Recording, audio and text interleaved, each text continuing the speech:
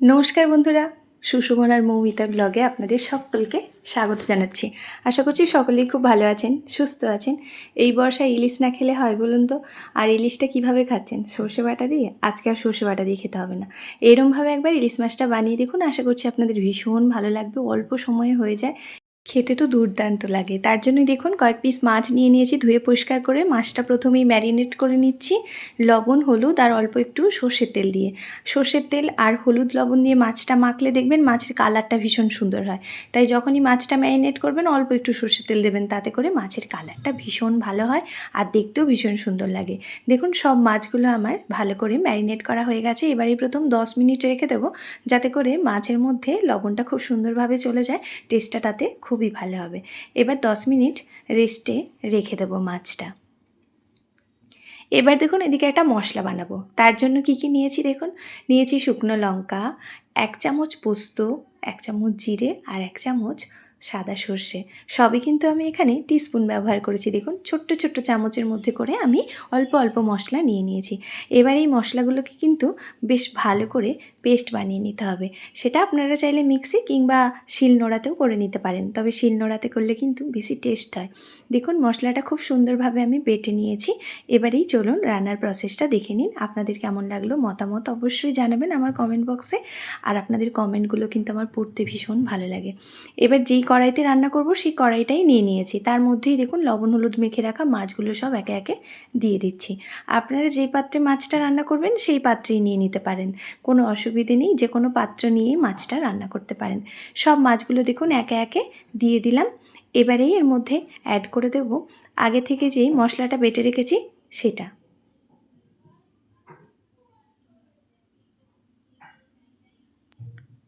পুরো মশলাটা দিয়ে দিলাম আর দিয়ে দিচ্ছি ওপর থেকে বেশ খানিকটা সর্ষের তেল। ইলিশ মাছ মানেই সর্ষের তেল, আর ইলিশ মাছে সর্ষের তেল না দিলে কিন্তু এর টেস্ট একেবারেই আসে না। তাই ইলিশ মাছ যখনই রান্না করবেন পুরোপুরি সর্ষের তেলে করবেন। তেলটা ওপর থেকে খুব সুন্দরভাবেই দেখুন দিয়ে দিলাম। এবার কালারের জন্য অল্প একটু হলুদের গুঁড়ো দিলাম আর দিচ্ছি একটু কাশ্মীরি রেড চিলি পাউডার, কালারটা ভীষণ সুন্দর হবে তাই। টেস্টের জন্য লবণ আর দিয়ে দিলাম 1 টেবিল চামচ টক দই। এবারেই কিন্তু ভালো করে সব কিছুটা মিশিয়ে নিতে হবে। প্রথমে মশলার সঙ্গে দইটা এরকম সুন্দরভাবে মিশিয়ে নেবেন, তাতে করে দইটা দেখবেন ফ্যাটানো হয়ে গেছে আর দানা দানা থাকবে না। তারপরে আস্তে আস্তে মাছের সঙ্গে পুরোপুরি মশলাটা সুন্দরভাবে মিশিয়ে নিতে হবে। আর এই কাজটা একটু সময় দিয়ে করবেন, যাতে করে মশলাগুলো মাছের সঙ্গে খুব সুন্দরভাবে মিশে যায়।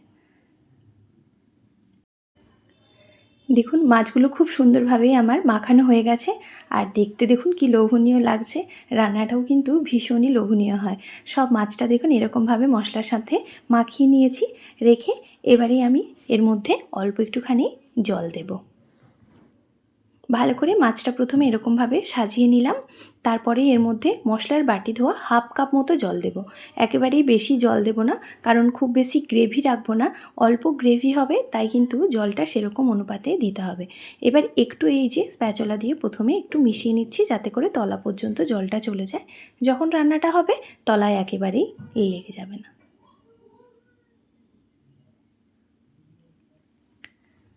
এবারেই গ্যাসটা জ্বালিয়ে এর মধ্যে বসিয়ে দিচ্ছি কড়াইটা। একেবারেই কিন্তু লো ফ্লেমে রান্নাটা করতে হবে।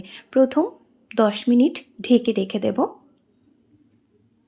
মাছটা যাতে সেদ্ধ হয়ে যায় সেই পর্যন্ত 10 মিনিট ভালো করে ঢেকে রেখে দিয়েছিলাম। তারপরেই দেখুন কতটা সুন্দরভাবে মাছটা সেদ্ধ হয়েছে, কালারটা দেখেই বুঝতে পারছেন। এবারেই ওপর থেকে কয়েকটা দেখুন কাঁচা লঙ্কা চেরা দিয়ে দেব, গন্ধটা ভীষণ সুন্দর হবে তাই। হালকা হাতে আবারও একটুখানি দেখুন সাইড থেকে মিশিয়ে নিচ্ছি, আর তলায় লেগে গেছে কিনা এরমভাবে একটু খুন্তির তলা দিয়ে কিন্তু দেখে নিতে হবে, যাতে করে মাছগুলো কড়ার তলাইতে না লেগে যায়। আর এইভাবে আবারও আমি ঢেকে 5 মিনিট মতো লো ফ্লেমে রেখে দেব, তাতে করে জলটা একেবারে শুকনো হয়ে যাবে আর কালারটা ভীষণ সুন্দর আসবে। দেখুন 5 মিনিট রেখে দিয়েছিলাম, তারপরেই ঢাকনাটা খুলে দেখছি কি সুন্দর কালার এসেছে। কালারটা যেমনই সুন্দর হয়েছিল বিশ্বাস করুন খেতেও দারুণ হয়েছিল।